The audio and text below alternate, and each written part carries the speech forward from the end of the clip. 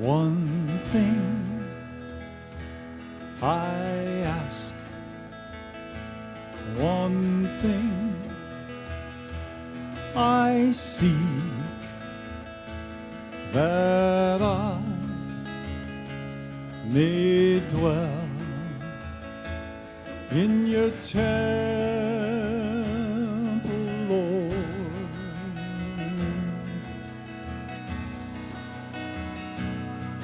to hear your voice, to see your face, to worship you in your presence, Lord,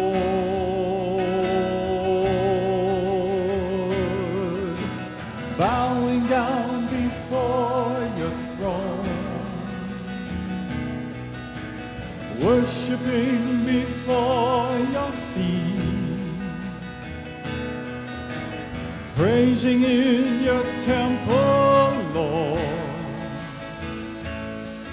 is the only place I want to be. We are offering our sacrifice,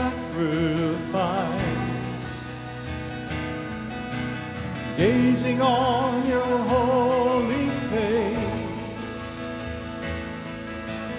praising in your temple, Lord, in the splendor of this holy place.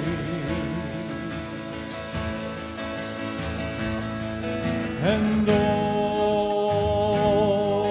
around, the saints and angels sing, and at the sound, all of heaven's worshiping,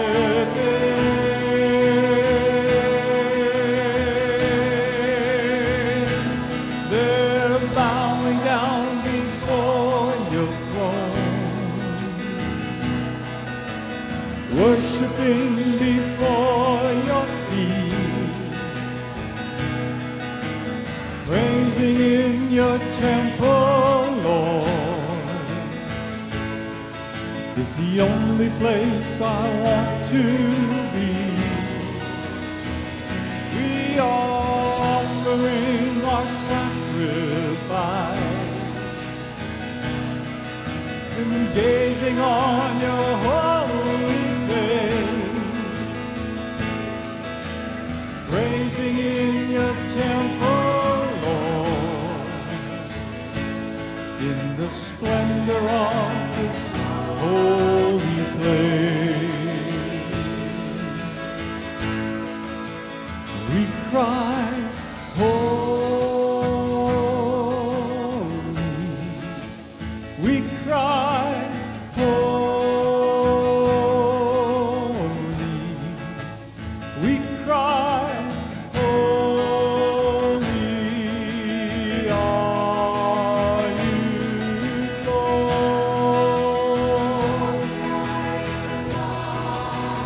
We cry, worthy. We cry, worthy.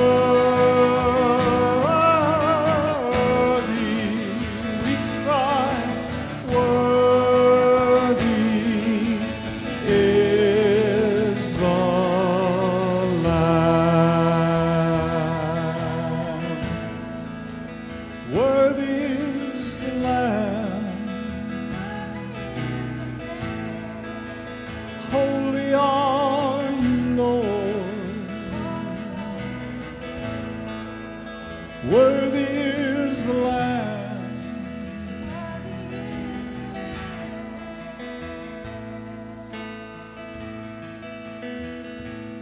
One thing I ask, one thing I see, that I may dwell in your temple,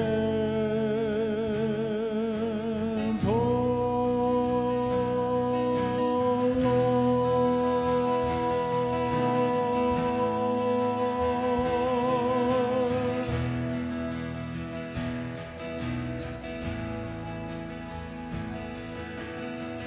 This one thing I ask,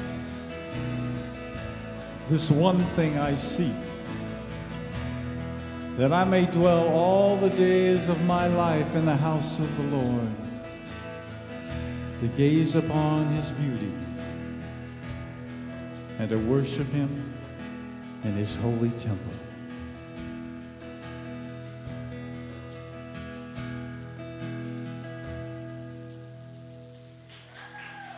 Praise God.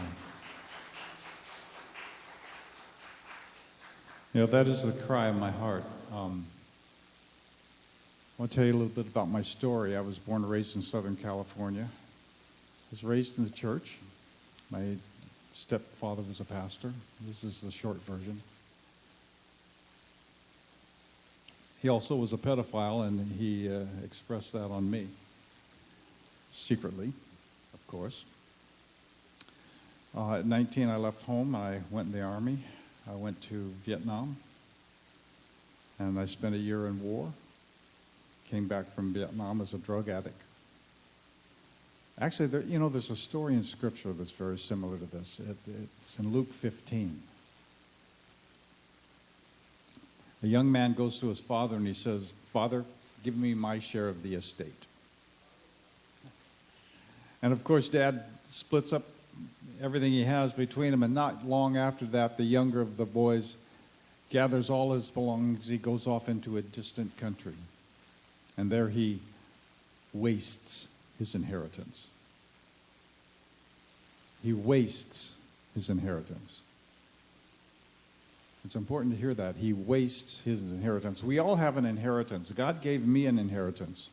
He gave me an inheritance of his peace in my life, of his salvation in my life, of the gift to be able to sing and play the guitar. That was my inheritance from my father. And I, like that young man, went off into a distant country, and there I wasted my inheritance. When I came back from Vietnam, I spent the next 22 years of my life as a drug addict, drug dealer, nightclub performer.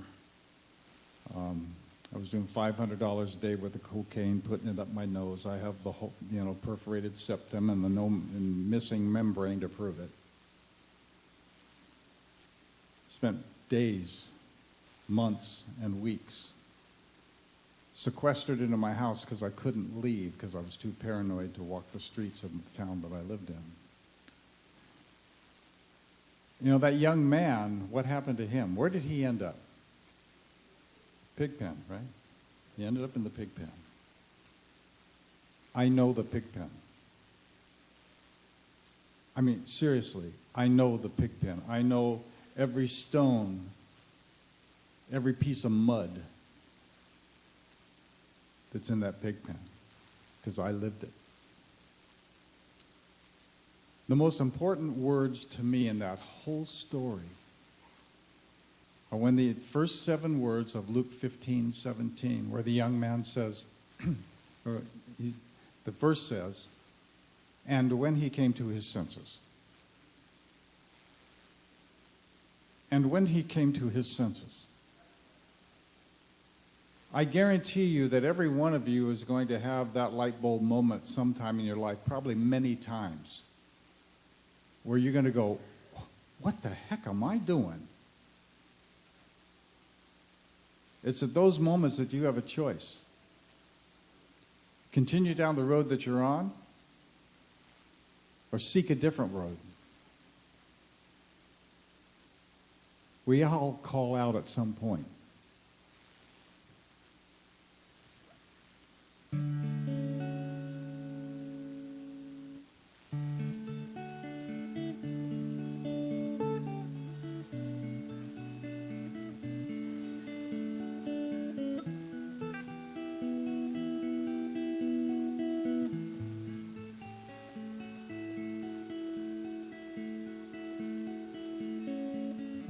Oh Lord, my God, I'm here again, crippled by pain, broken by sin. I need your love, I need your touch. Come hold my heart, come fill me up. I need you, Jesus, more than ever.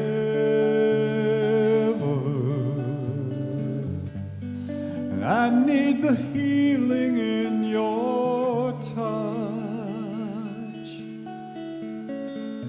And I need you, Father, like I always have before. I need more of your love.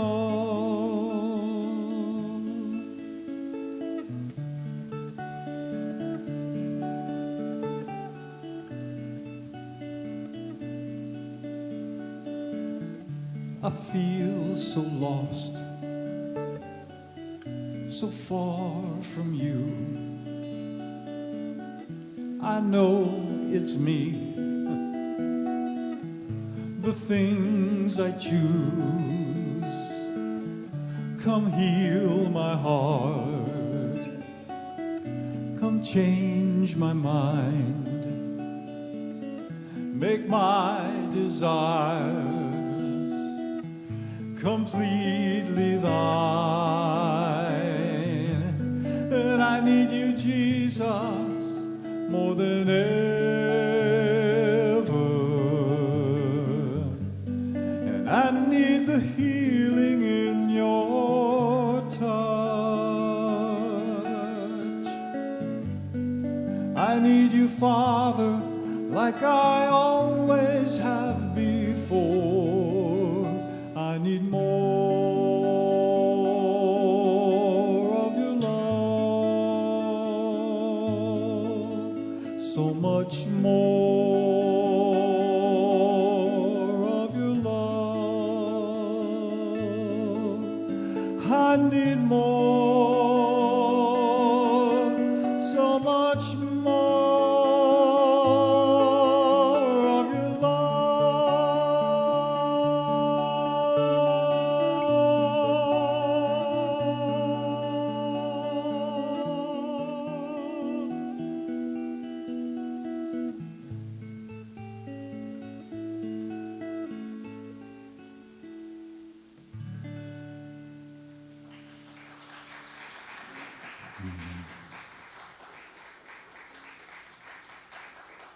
Thank you. So that young man, he cried out. He said, you know, the servants in my father's house have shoes to wear, they have clothes on their back, they have plenty to eat, they've got a safe place, nice place to sleep.